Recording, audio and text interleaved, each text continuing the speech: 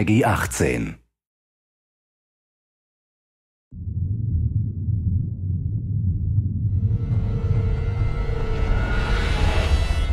Hey everybody, Zachary Levi here in downtown San Diego at Comic-Con, more specifically at Nerd HQ, which is the epicenter of all things Tomb Raider. The anticipation is building as the team from Crystal Dynamics continues to say that this could be the game of their careers. Today we're going to dig a little bit deeper into the story with some of the key writers and designers who are brave enough to tackle the origin stories of Lara Croft. These are the final hours of Tomb Raider.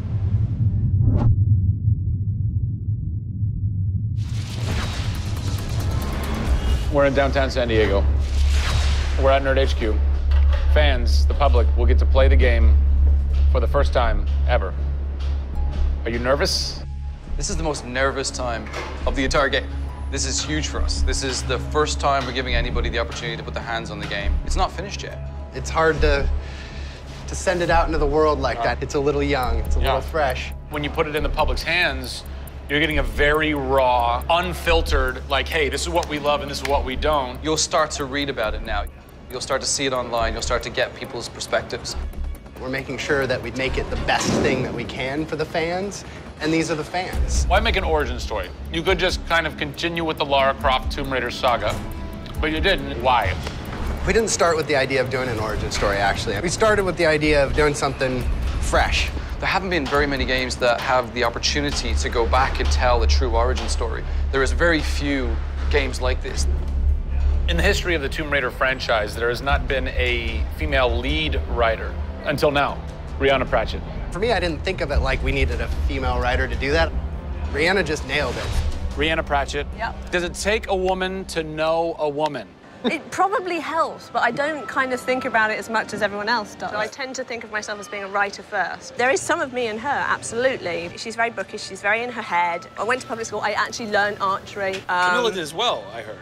We bring up our ladies properly. And I genuinely studied Egyptology. I wanted to be an Egyptologist. No way. You know, I've always been a huge fan of kick-ass females. I mean, I grew up on Terminator and Aliens. Yeah. You know, fighting aliens in the future. I thought that was what girls did.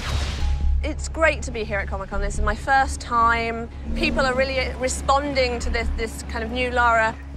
The fans have been great. They've been very supportive. I want to kind of live up to their expectations. I grew up going to fantasy and science fiction conventions. Now here I am looking at a Tomb Raider poster on the side of a building for a Tomb Raider game I have written. Can't quite process that, but it's very cool. Lara's actions affect her character and her emotional state, and so the first kill for us was a big thing.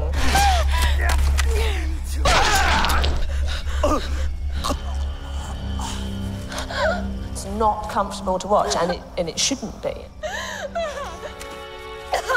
Oh, God! And it is about picking yourself up, despite the fact that you're scared. You can't have bravery without fear. In video games, you're kind of tweaking all the way down to delivery. Yeah. Blessing or curse. Games development can be quite harsh on narrative. You know, you can lose levels or characters. You have to be amazingly flexible. When is the script finally finished?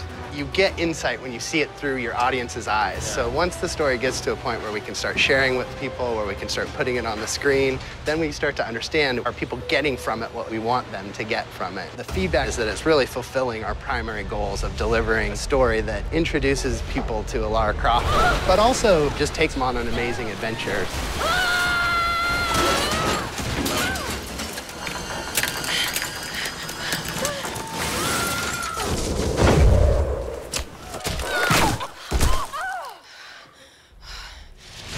John Stattford, you're kind of the dialogue typist, word monkey. The words that you've been speaking for so long Yes. are from this everything man. that I've been through that's been extremely emotionally draining and painful, I have him to blame for. So we'll have words later about it. What were the challenges stepping into the heart and mind of a character like Lara Croft, who we've known for quite some time? Yes. Players' expectation is... You want to just jump right in, guns blazing? Controller, I'm awesome. I'm awesome. We want that. That's what video games basically allow gamers right? to feel. I am awesome.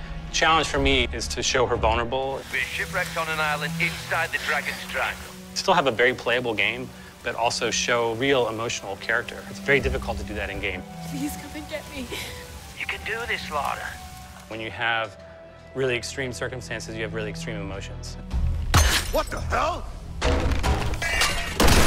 hide from me, outsider! It's all about her survival. She's basically willing to do whatever it takes. There's people trying to kill you. You know, things are really extreme. Listen, I'm gonna get you out of there. I promise. I promise. I didn't want any lines to sound gamey. There was a good collaboration of making sure that really that didn't happen. That's very difficult writing, you know? How do you write a line that isn't just like, I should go there? Yeah. You know? You know, I mean, that's... I bet there's something hidden in that crate. I want you to love this game in a way that really feels like the first time you played it, but do it in a way that people have never seen before. For me, it's crazy not to look at this as an opportunity to really start that dialogue. This is a game of our careers. This truly is the first time to sort of say, okay, this is it. Well, now that we know a bit more about what it takes to reimagine an icon from the ground up, we're headed east to go behind the sounds of Lara's journey, a journey that is heightened and shaped by cinematic score and sound design. I hope to see you on the next episode when we talk to who's behind what we're hearing in Tomb Raider.